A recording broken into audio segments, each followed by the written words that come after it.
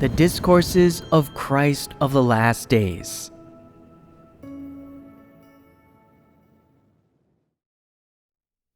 Words on Serving God. Excerpt. If, as a church leader or worker, you are to lead God's chosen ones in entering the truth reality and bearing good testimony to God, of chief importance is to guide people in spending more time reading God's words and fellowshipping the truth. In this way, God's chosen ones can have a deeper knowledge of God's aims in saving man and the purpose of God's work, and can understand God's intentions and His various requirements for man, thus allowing them to perform their duty properly and satisfy God. When you assemble to fellowship and preach, you must speak of your experiential testimony practically, and not be satisfied with preaching words and doctrines. When you eat and drink God's words, you must focus on understanding the truth. And once you understand the truth, you must try and put it into practice, and only when you practice it will you truly understand the truth. When you fellowship God's words, speak what you know. Do not boast. Do not make irresponsible remarks. Do not simply speak words and doctrines, and do not exaggerate. If you exaggerate, people will detest you, and you will feel reproached afterward, and you will feel remorseful and upset, and you will have brought all of this on yourself. Can you make people understand the truth and enter into reality if you only preach words and doctrines to lecture and prune them? If what you fellowship about is not practical, if it is nothing but words and doctrines, then no matter how much you prune and lecture them, it will be to no avail. Do you think people being afraid of you and doing what you tell them to and not daring to object is the same as them understanding the truth and being submissive? This is a major mistake. Life entry is not so simple. Some leaders are like a new manager trying to make a strong impression. They try to impose their newfound authority on God's chosen ones so that everyone submits to them, thinking that this will make their job easier. If you lack the truth reality, then before long your true stature will be revealed, your true colors will be exposed, and you could well be eliminated.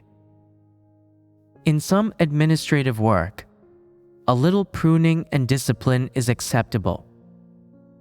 But if you are incapable of fellowshipping the truth, in the end, you will still be unable to solve problems, and it will affect the results of the work.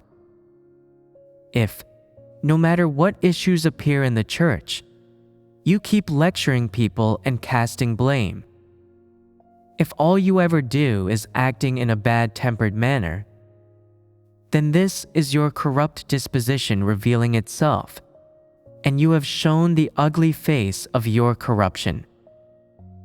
If you always stand on a pedestal and lecture people like this, then, as time goes on, people will be unable to receive the provision of life from you.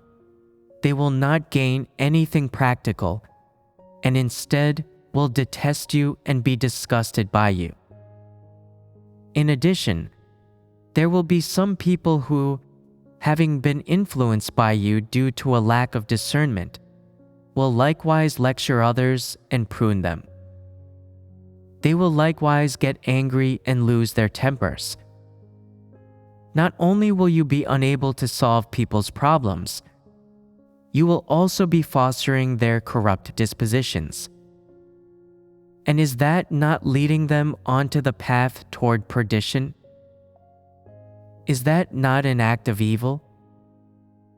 A leader should lead primarily by fellowshipping about the truth and providing life.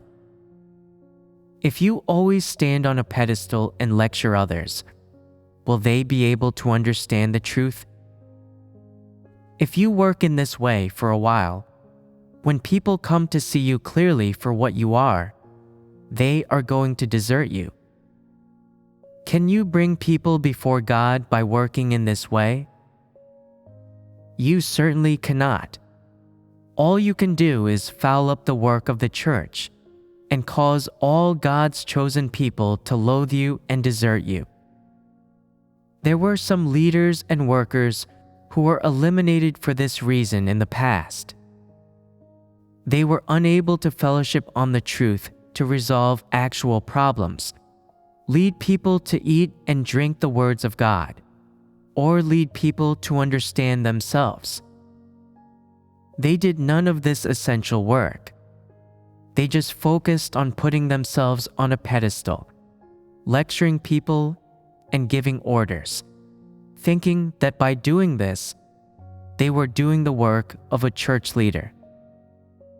As a result, they did not carry out the work arrangements issued by the above, even if they knew them, nor did they do specific jobs well.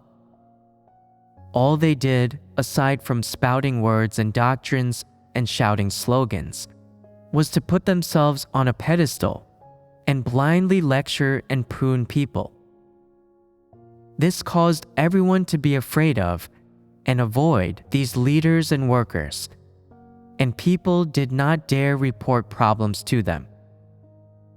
By acting in this way, the leaders and workers mucked up their work and brought it to a standstill. It was only when the house of God dismissed them that they realized they had not done any real work.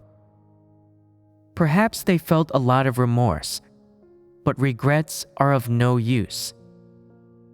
They were still dismissed and eliminated,